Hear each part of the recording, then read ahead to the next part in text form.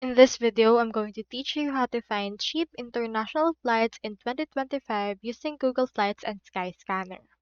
For this, let's choose in here a destination. As of right now, let's choose one way from Manila going to Los Angeles.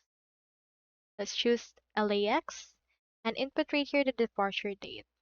Now, this is actually the most common thing that is wrong with that. So what we can do instead of searching is to click on this explore destinations.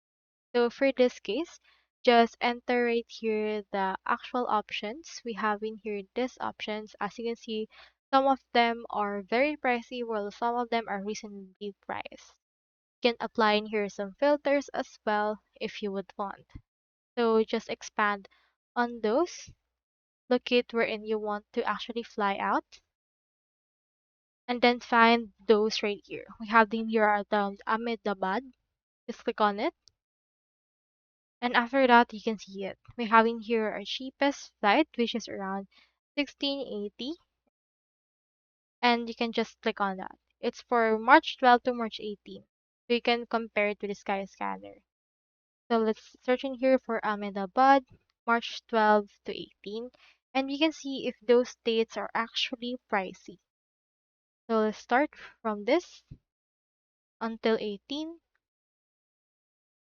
and then click onto the search option, and then after that click on apply and proceed to search.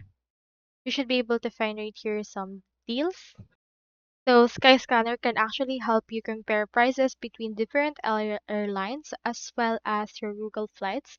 So they are really great tools right there. You can see the cheapest, but it will change once it search all of the providers that it has available.